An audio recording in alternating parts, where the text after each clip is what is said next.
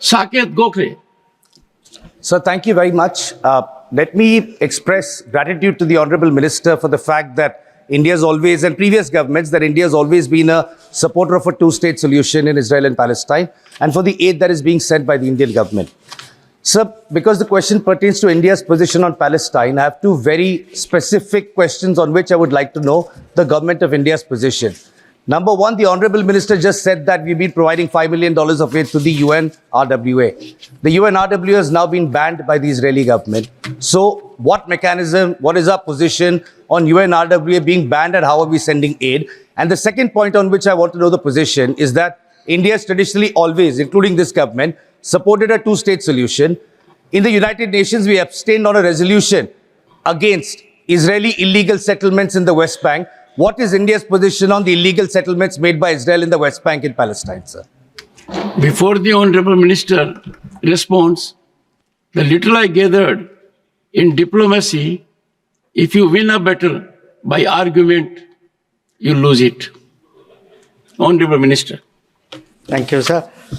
Sir, regarding our support and contribution to the UNRWA, this is a decision which we took as a government. We continue to stand by that decision, and we have in fact just released the latest tranche of support to the UNRWA. So I hope the member is reassured on that score.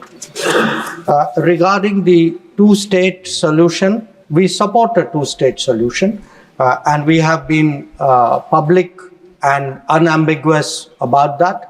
So I think there should be no cause for confusion regarding two-state solution.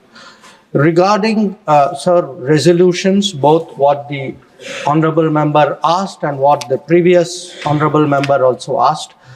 Again, sir, it depends. Resolutions have implications, as you noted. Their wording is important. For example, in the question, the resolution which the previous member had referred to, sir, there was no reference to terrorism. There was no reference to hostage taking. So in our mind, a resolution which does not reflect the entirety of the situation is not a balanced resolution. And a country like India, which is itself a victim of terrorism, if we countenance the fact that terrorism is underplayed and ignored, it is not in our interest that we do so. So when we look at any resolution, we look at the wording, we take a very, very mature view about it.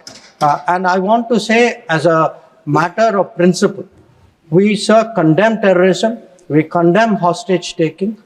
We do believe countries have a right to respond to these situations, but countries should be mindful of civilian casualties. They must observe humanitarian law. And we would like a ceasefire and an early end to violence. Our position has been very, very clear. But we would like this duly reflected in well-worded resolutions which are balanced.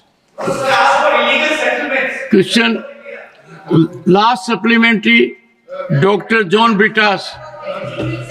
Dr. John Brittas. Thank you very much, sir.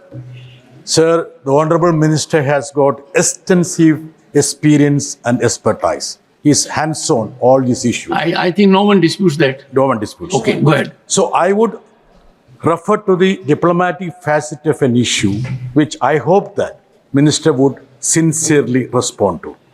Is it a fact that Palestine Authority's Minister of State on Foreign Affairs met our ambassador, Ms. Renu Yadav, requesting to reconsider arms sales to Israel due to their usage against Palestinian civilians, and also the need for international pressure on Israel to stop their violence on Gaza? If so, what has been the response of the ministry? Thank you, sir. Honorable Minister, and the Honorable Member seeks sincere response. Sir, so the issue of India's exports, including India's exports of anything which directly or indirectly has any military implications, is guided by our national interest and by our commitments to various regimes. So we are very responsible members of various international regimes, including the Wassenaar Arrangement. We have an export control and licensing process. And we take decisions regarding any exports, which is based on what we consider to be our national interest.